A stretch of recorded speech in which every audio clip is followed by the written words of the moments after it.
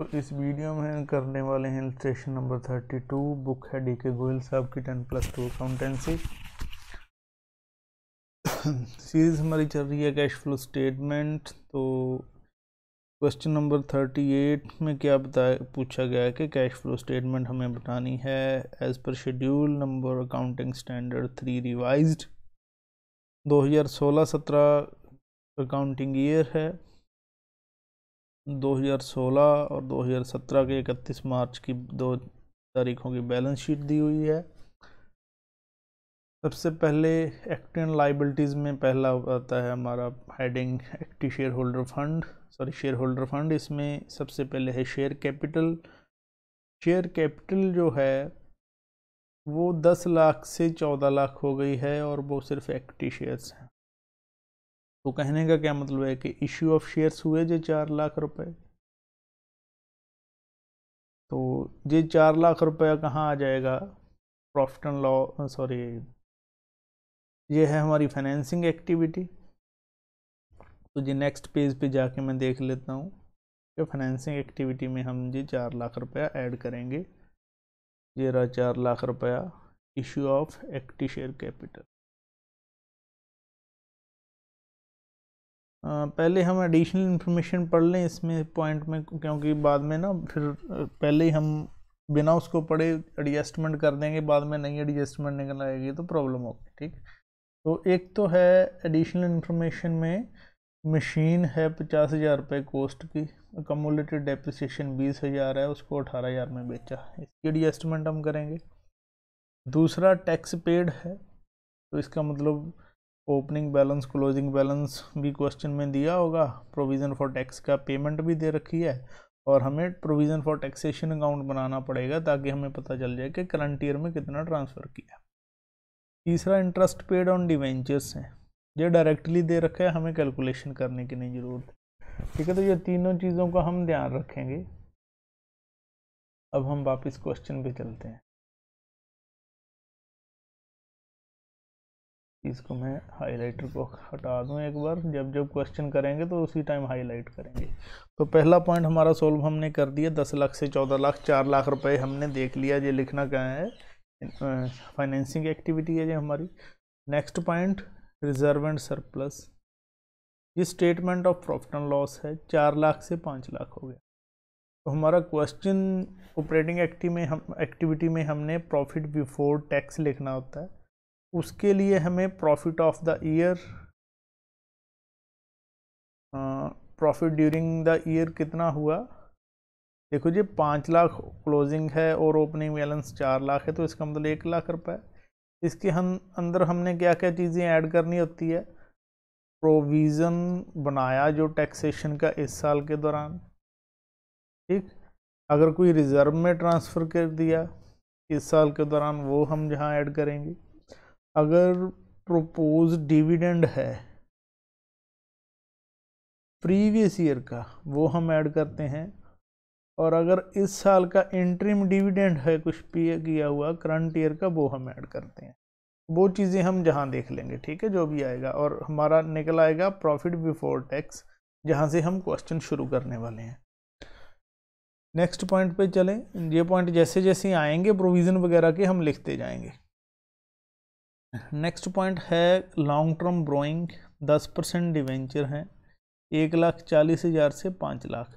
देखो वैसे तो ये 10% लिखा हुआ है, तो हम मान लेते कि ओपनिंग बैलेंस पे हम 10% लगा लेते, 14,000 ब्याज। क्लियर। और अगर हम मानते कि जो एडिशनल डिवेंचर हैं वो शुरू में इशू किए हैं, तो फिर 5 लाख पे ब्याज लगता। लेकिन इस क्वेश्चन में हमने एडजस्टमेंट देखी थी, ब्याज कैलकुलेट करके दे रखा है, तो हमें वही लिखना होगा जो क्वेश्चन में दिया है। तो फिलहाल हमारे 1,40,000 से 5 लाख के डिवेंचर हुए हैं। इसका मतलब डिवेंचर इशू किए हमने 3,60,000 के, तो वो 3,60,000 एक तो फाइनेंसिंग एक्टिविटी में प्लस करेंगे। क्लियर, ये रहा 3,60,000।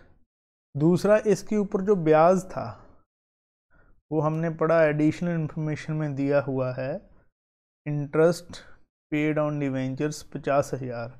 इस 50,000 को 2 जगह लिखेंगे हम। एक तो इस 50,000 का इफेक्ट आने वाला है हमारा इसमें ऑपरेटिंग एक्टिविटी में। क्यों आने वाला है? क्योंकि ये जो एक्टिविटी है ये एक फाइनेंसिंग एक्टिविटी है, लेकिन प्रॉफिट में से ये माइनस हो रही है, और हमारा जो ऑपरेटिंग एक्टिविटी जो बेस है वो बेस तो हम प्रॉफिट को ही मान के चल रहे हैं ना, प्रॉफिट के बाद हम प्लस माइनस कर रहे हैं चीज़ें। तो ये इस 1.5 लाख के अंदर जो हम बाद में निकालेंगे अभी, इसके अंदर शामिल है ये 50,000। इस शामिल को हमने बाहर निकालना है क्योंकि ये ऑपरेटिंग एक्टिविटी है ही नहीं। क्लियर? तो इसलिए इस चीज़ को प्रॉफिट से बाहर निकालने का मतलब, मैं अगर खर्चे को वापस जोड़ दूं तो उसमें प्रॉफिट में से असर वो ख़त्म हो जाएगा। खर्चा हमने ख़त्म कर दिया तो सही प्रॉफिट मतलब कैश फ्लो हमें फिर पता चलेगा। तो मैं क्या करने वाला हूँ, जहाँ ये जो अमाउंट है 50,000 रुपये पेमेंट किएगा, ये 50,000 में इंटरेस्ट पेड को वापस ऐड कर दिया, क्योंकि ये एक फाइनेंसिंग एक्टिविटी है, ठीक है, नॉन ऑपरेटिंग एक्टिविटी होने के कारण इसको मैंने वापस ऐड कर दिया। क्लियर? और दूसरी जगह इसकी पेमेंट फिर दिखाएंगे कहाँ? फाइनेंसिंग में दिखाएंगे, क्योंकि ये है ही फाइनेंसिंग एक्टिविटी। ये 50,000 मैंने जहाँ इसकी पेमेंट दिखा दी। अब चलते हैं नेक्स्ट पॉइंट पे। शॉर्ट टर्म बोरोइंग है बैंक ओवरड्राफ्ट। अब बैंक ओवरड्राफ्ट को भी फाइनेंसिंग एक्टिविटी माना जाता है। ये 30,000 से 20,000 होगी, तो इसका मतलब 10,000 रुपये हमने पेमेंट की होगी तभी कम हुआ है। तो 10,000 रुपये फाइनेंसिंग एक्टिविटी में हम जाके इसकी पेमेंट दिखा देते हैं। ये 10,000 हमने पेमेंट दिखा दी, बैंक ओवरड्राफ्ट को रीपे किया। क्लियर? फिर वापस चलते हैं क्वेश्चन पे, नेक्स्ट पेज पॉइंट देखने के लिए। नेक्स्ट पॉइंट है हमारा ट्रेड पेबल, यानी कि क्रेडिटर्स। 60,000 से कितने हो गए? 1 लाख। तो ये देखो जी इंक्रीज हुए हैं। जब करंट लाइबिलिटी इंक्रीज होती है, ठीक, यहाँ मैं टेबल ही इंसर्ट कर देता हूँ ताकि कोई कन्फ्यूज़न ना रहे। एक मिनट, जहाँ से मैं कॉपी पेस्ट कर लूँ ये वाली हमारी जो टेबल थी।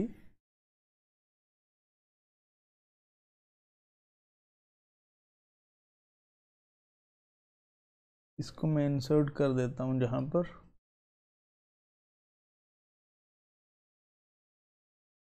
तो देखिए इसमें क्या है, क्रेडिटर्स इंक्रीज हो रहे हैं। तो कहने का मतलब जो करंट लाइबिलिटी है हमारी, करंट लाइबिलिटी इंक्रीज हुई। जब करंट लाइबिलिटी इंक्रीज हुई होगी तो मतलब हमने उधार ले रखा है किसी से, उधार लेंगे तो पैसा आएगा, तो हम क्या करने वाले हैं? प्लस। तो ये प्लस हो जाएगा कितना? 40,000 रुपये। कहाँ पर प्लस होगा? वर्किंग कैपिटल के सेक्शन में होगा जी प्लस। तो हम चले जाते हैं ऑपरेटिंग एक्टिविटी के अंदर, वर्किंग कैपिटल वाला ये रहा सेक्शन, इसमें हमने जो 40,000 ऐड कर दिया। क्यों कर दिया? क्योंकि ये इंक्रीज हो गया करंट लाइबिलिटीज़ के अंदर। उसके बाद नेक्स्ट पेज पॉइंट फिर देखते हैं हम। नेक्स्ट पॉइंट है शॉर्ट टर्म बोरोइंग, जिसको 1 नंबर नोट में डिटेल दी है, तो 1 नंबर नोट ही देखेंगे इसका हम। उससे आगे देखते हैं नॉन करंट एसेट्स, इसमें टेंजिबल एसेट्स 2 नंबर नोट दिए हैं, तो वो 2 नंबर नोट ही देखेंगे टेंजिबल्स का। इंटेंजिबल जो कि गुडविल है वो 2 लाख से हो गई है 1,40,000, तो कम हो गई है। देखो बेच तो अकेली गुडविल को सकते नहीं, क्योंकि बेचें गुडविल तभी बिकती है जब सारा बिजनेस बेचते हैं। तो इसका एक ही मतलब है कि गुडविल हमने राइट ऑफ करी है। अब गुडविल राइट ऑफ की है तो वो कहाँ से माइनस कर रखी होगी? प्रॉफिट में से, खर्चों के तौर पे प्रॉफिट में से माइनस कर दी, लेकिन ये एक नॉन कैश एक्सपेंसेस है तो हम वापस ऐड करेंगे इसको। तो ऑपरेटिंग एक्टिविटी में ये 60,000 रुपये गुडविल का हम वापस ऐड कर देंगे, 60,000 right of goodwill. Clear? Next point हमारा है इन्वेंट्री। इन्वेंट्री एक करंट एसेट है, 2 लाख से 2.5 लाख रुपए हो गए हैं, इंक्रीज हुआ है करंट एसेट। जब करंट एसेट इंक्रीज होता है तो इसका मतलब परचेज किया होगा, जब परचेज करते हैं तो कहने का मतलब पैसा गया तो कैश आउटफ्लो है, माइनस करेंगे। क्लियर? और कहाँ से करेंगे? वर्किंग कैपिटल सेक्शन से। तो ये हम माइनस कर दिया, इंक्रीज इन इन्वेंट्री 50,000 रुपया लेस। क्लियर? नेक्स्ट पॉइंट क्या है? Trade receivable. ट्रेड रिसीवेबल हमारा 3 लाख से 5 लाख हो गया है, तो इसका मतलब ये करंट एसेट फिर से इंक्रीज हुई हैं, वही लॉजिक, इसको भी हम माइनस कर देंगे। तो इसको भी हम माइनस करने वाले हैं नेक्स्ट पेज पे।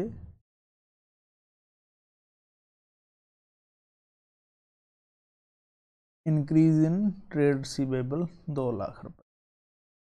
Clear? Next topic, cash and bank balance. तो ये तो ओपनिंग एंड क्लोजिंग बैलेंस है, बिल्कुल लास्ट में कैश एंड कैश इक्विवेलेंट में ये आ जाएगा। 60,000 रुपये ओपनिंग बैलेंस जोड़ देंगे तो वो क्लोजिंग 90 के बराबर आना चाहिए। तो ये भी हम देख ही लेते हैं पहले। ठीक है, तो आप अपनी बुक में, कॉपी में जब सोल्व करोगे तो साथ की साथ ही लिखते रहना इसी तरह से। 60,000 रुपये, 30,000 रुपये ओपनिंग बैलेंस है, सॉरी 60,000 ओपनिंग है और क्लोजिंग कितना आएगा? 90,000। ठीक है, तो ये बाकी चीज़ें अभी हमने सॉल्व करनी है। जो जो चीज़ें क्लियर हो रही हैं उसको सिर्फ हाईलाइट हम करते जा रहे हैं। के बाद प्रोविज़न फॉर टैक्सेशन, हमें नोट ऑफ अकाउंट्स आ गए हैं हमारे। पहला नोट है शॉर्ट टर्म प्रोविज़न का, इसमें प्रोविज़न फॉर टैक्सेशन 30,000 और 60,000 ओपनिंग एंड क्लोजिंग बैलेंस है। तो इसके लिए हम अकाउंट में जाते हैं। अकाउंट हमने ओपनिंग बैलेंस दे दिया 30,000 और क्लोजिंग दे दिया हमें 60,000। और एडिशनल इन्फॉर्मेशन में क्या बताया हुआ है हमें? एडिशनल इन्फॉर्मेशन में हमें बता रखा है कि tax paid during the year 20,000। तो इस 20,000 को लिखेंगे हम अकाउंट के अंदर, पेमेंट 20,000 ये गिवन है। तो टोटल हमारा हो गया ये 80। इसका मतलब इस साल कितना ट्रांसफ़र किया होगा? इस साल किया होगा 50,000 ट्रांसफ़र। ये कैसे चला, पता चला? बैलेंस फिगर से। Total 80,000।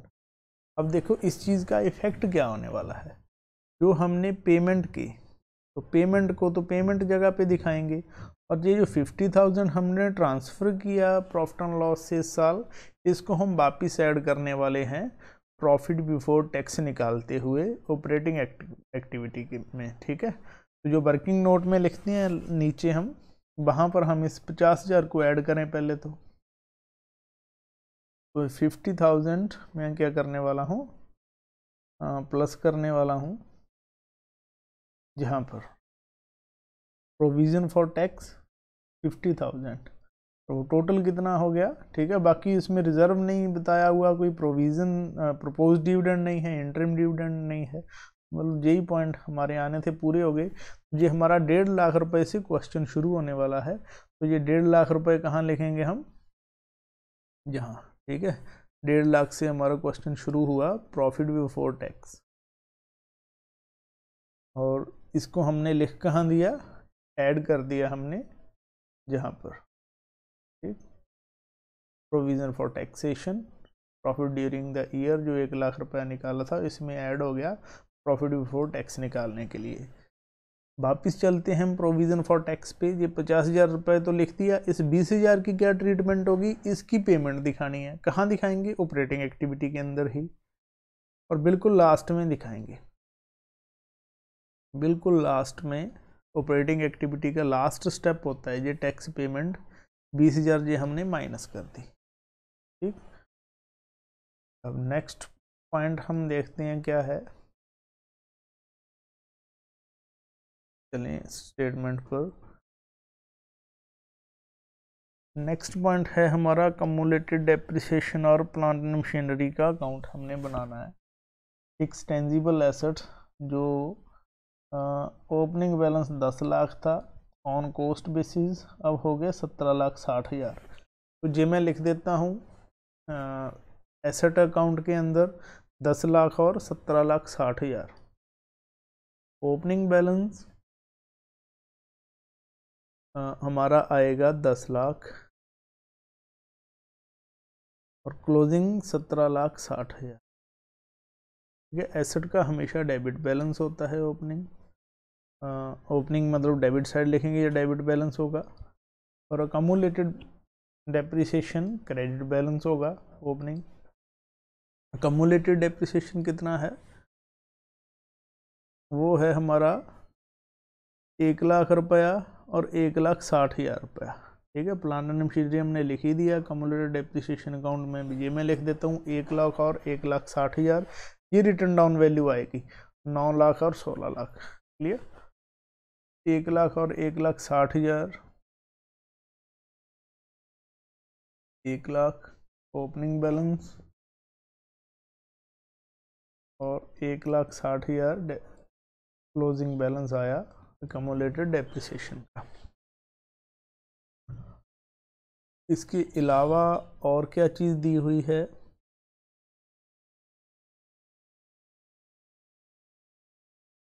a part of machine costing 50,000, accumulated depreciation thereon, इस मशीन के ऊपर कितना है 20,000 और सोल्ड कितने में की है 18,000 में। तो कहने का मतलब है जो मशीन बेची उसकी कॉस्ट 50,000 थी, उसमें से लेस हमने कर दिया डेप्रिसिएशन अकमुलेट अब तक का।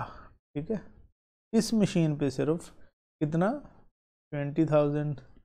तो रिटर्न डाउन वैल्यू कितनी बची 30,000। ये रिटर्न डाउन वैल्यू है। 30,000 की चीज़ बेच कितने में दी 18,000 में सोल्ड। इसका मतलब प्रॉफिट हुआ या लॉस हुआ, लॉस हुआ कितने का 12,000 रुपये का। अब इन सब चीज़ों को हम अकाउंट के अंदर लिखने वाले हैं जहाँ जहाँ ये चीज़ें आएंगी। देखिए सबसे पहले तो इस 20,000 की ट्रीटमेंट करें।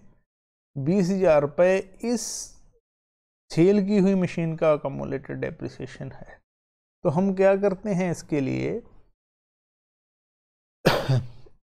जितना सेल कर दी उस कम्युलेटेड को पहले जितना कम्युलेट, देखिए जो इकट्ठा हो रहा है इस साइड क्रेडिट साइड हो रहा है इकट्ठा, जो बेच दिया हमने इसको डेबिट साइड लिख के एक तरह से माइनस कर दिया, और दूसरी जगह हम ट्रांसफर कर देंगे जहां पर जो भी चीज़ हमने बेची है उसका कम्युलेटेड डेप्रिसिएशन। ठीक है, तो जो एक तरह से हुआ क्या है, ये कम्युलेटेड डेप्रिसिएशन ट्रांसफर कर रहे हैं हम एसेट अकाउंट में। और कौन सा अमाउंट है, जो सिर्फ वो वाला अमाउंट जितना हिस्सा हमने बेचा है, और उस हिस्से पर था कितना जी, वो थे 20,000। ये रहा। तो 20,000 रुपये अकमुलेटेड डेप्रिसिएशन का हम कर रहे हैं ट्रांसफर, जहां मैं लिख दूंगा 20,000 और 20,000। क्लियर, बाकी चीजें वापस चलते हैं देखने के लिए। सेल कितने में की है 18 लाख में, तो ये तो सीधा सीधा बैंक अकाउंट में 18,000 रुपये हमारा आ जाएगा। तो मैं 18,000 लिख देता हूँ बैंक अकाउंट में। तो बाय बैंक अकाउंट 18,000 ये सेल है। क्लियर, अब हमने क्या कहा था, पहले भी आपको बताता आया हूं कि जो हमारा क्रेडिट साइड पे टोटल कितना कम, मशीन कितने की कम हो गई 50,000 की। तो जो नेट इफेक्ट है ना क्रेडिट साइड पे, ये 50,000 रुपया होना चाहिए। इस 18,000 और 20,000 ये कितना हुआ, ये तो 3080 हुआ। तो अब 12,000 का डिफरेंस का क्यों आ रहा है, लॉस के कारण। अभी लॉस की एंट्री हम जहां कर दें। कितना लॉस है, वो है 12,000 रुपये। मैं क्या लिखूँगा, 12,000। ठीक, वापस जाके दिखा देता हूँ आपको, ये 12,000 रुपये ही हमारा लॉस है। तो अब देखो टोटल जितने की ओरिजिनल कॉस्ट थी उतना हमने क्रेडिट कर दिया, तीनों अमाउंट का टोटल वही 50,000 रुपये आ रहा है। और अगर प्रॉफिट पे बेचा होता तो उसकी एंट्री यहाँ कर देते। प्रॉफिट है नहीं तो बस इस चीज़ को हमें खाली छोड़ दूंगा। उसके बाद जी सॉरी जी, मैंने 20,000 रुपये जहाँ गलत लिख दिया, जहाँ नहीं आएगा ये तो कम्युलेट, ये जहाँ तो कौन सा अमाउंट आएगा जो इस साल ट्रांसफ़र करेंगे हम। ठीक है जी, 20,000 तो ट्रांसफ़र करने वाला तो जहाँ लिखते हैं ना, जी 20,000 जहाँ आना था वो गलती से लिख दिया, सॉरी फॉर दैट। तो अकम्युलेटेड डेप्रिसिएशन ये इस साइड आएगा, जो बेच दिया सिर्फ उसका। अच्छा, जो इस साल टोटल इस क्रेडिट साइड ही आएगा। तो इस साल डेप्रिसिएशन कितना लगा वो हम जहाँ लिखने वाले हैं, वो बताया नहीं तो हम फाइंड आउट कर लेते हैं बस बैलेंस फिगर से। तो बैलेंस फिगर से हमें पता चल जाएगा कि इस साल कितना हमने ट्रांसफ़र किया है। तो ये हो गया 20 और 30 36,000, सॉरी 1,60,000 और 20,000 1,80,000।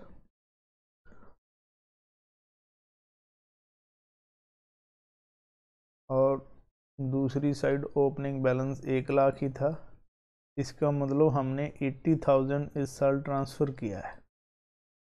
तो अब इस 80,000 का इफ़ेक्ट क्या होने वाला है, इस 80,000 का इफ़ेक्ट होगा कि ये डेप्रिसिएशन हम ऐड करेंगे ऑपरेटिंग एक्टिविटी के अंदर प्रॉफिट में, क्योंकि ये माइनस कर रखा होगा डेप्रिसिएशन। और डेप्रिसिएशन एक नॉन कैश खर्चा है, पेमेंट तो नहीं करते ना डेप्रिसिएशन के लिए, हम खर्चा मानते हैं।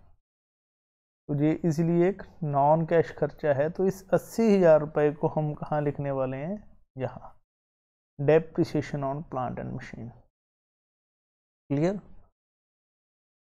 इसके अलावा इस 1 लाख का कुछ नहीं करेंगे, सॉरी, और इस 1,60,000 का भी कुछ नहीं करेंगे। इस 20,000 को हमने यहाँ ट्रांसफ़र ही कर दिया। ये 18,000 रुपये की एंट्री कहाँ करने वाले हैं, एज सेल दिखाएंगे हम। तो मैं दिखा देता हूँ फाइनेंसिंग एक्टिविटी में। फाइनेंसिंग एक्टिविटी में sale of plant and machinery 18,000 रुपये। वापस चलते हैं उसी अकाउंट पे। इस ओपनिंग बैलेंस का कुछ नहीं करना, क्लोजिंग बैलेंस का कुछ नहीं करना, प्रॉफिट है ही नहीं हमारा तो ये भी कुछ नहीं करना। रह गया क्या, बैलेंस फिगर। तो उससे हमें पता चल जाएगा कि परचेज कितने की है।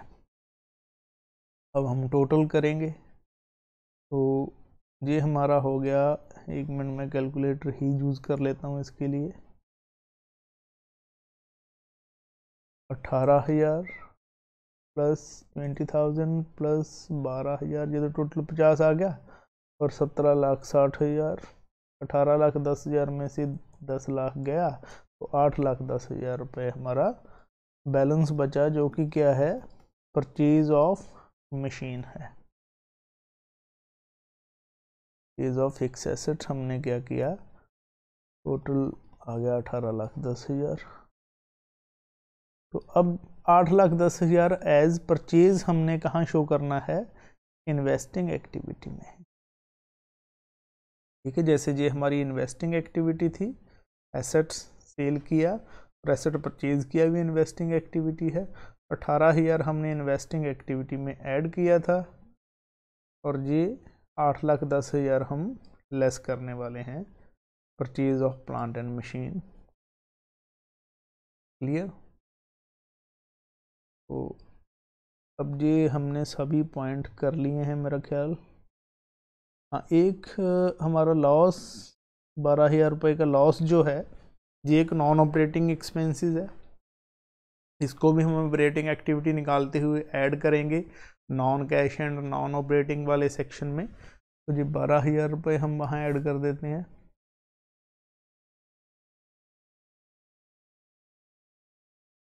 12,000 रुपये।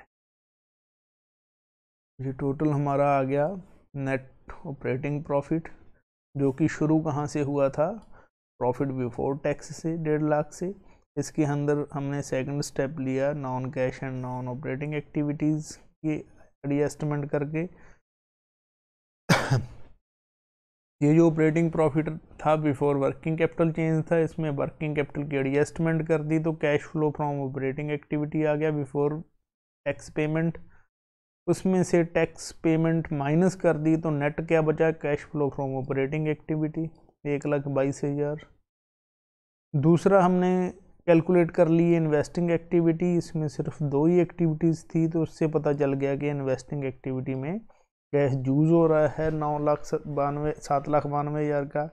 तीसरी एक्टिविटी हमारी फाइनेंसिंग एक्टिविटी होती है, तो इसमें हमने सारे पॉइंट्स लिख लिए तो हमें पता चल गया कि ये 7 लाख रुपया फाइनेंसिंग एक्टिविटी से आया है। इस 1,22,000 को, 7 लाख को और माइनस के 7,92,000, ये तीनों एक्टिविटीज़ को हमने जोड़ किया तो ये 30,000 इस साल हमारा कैश इंक्रीज़ हुआ कैश एंड कैश इक्विवेलेंट में। इस 30,000 में ओपनिंग बैलेंस 60,000 जोड़ दिया तो ये क्लोजिंग 90,000 के बराबर आ गया। वर्किंग नोट्स हम ऑलरेडी कर ही चुके हैं। 1 लाख रुपये प्रॉफिट में चेंज आया था, 50,000 रुपया प्रोविज़न का इस साल टैक्सेशन का प्रोविज़न बनाया था प्रॉफिट बिफोर टैक्स, ये 1.5 लाख से हमने क्वेश्चन शुरू किया। नेक्स्ट पेज पे प्लांट एंड मशीनरी अकाउंट बना हुआ है, वो ओपनिंग बैलेंस क्लोजिंग बैलेंस हमने लिख दिया, सॉरी ओपनिंग बैलेंस और क्लोजिंग बैलेंस लिख दिया। बैंक में जो सेल की है 18,000, अकामुलेटेड डेप्रिसिएशन 20,000 और लॉस ये टोटल का 50,000 रुपये हमारा पड़ रहा है जितने की सेल हुई। और बैलेंस फिगर से हमें पता चल गया परचेज कितने की है। अकामुलेटेड डेप्रिसिएशन अकाउंट भी हमने बना लिया, उसका क्रेडिट बैलेंस होता है, ओपनिंग बैलेंस BD लिख दिया क्रेडिट साइड, क्लोजिंग बैलेंस दूसरी साइड आ जाता है। डेप्रिसिएशन ड्यूरिंग द ईयर हमने बैलेंस फिगर से निकाल लिया 80,000, और ये जो हमने ट्रांसफ़र किया था एसेट अकाउंट में वो हो गया अमाउंट। और लास्ट में प्रोविज़न फॉर टैक्सेशन है, ये भी हमने बना लिया कि ओपनिंग बैलेंस 30,000 था, क्लोजिंग 60,000 और साल के दौरान पेमेंट हमें बताई गई थी 20,000, और हमने फाइंड आउट कर लिया statement of profit and loss से कितना ट्रांसफ़र किया इस साल के दौरान। तो इस तरह से 38 क्वेश्चन हमारा पूरा हो गया। 39 नेक्स्ट वीडियो में करने वाले हैं। Thank you.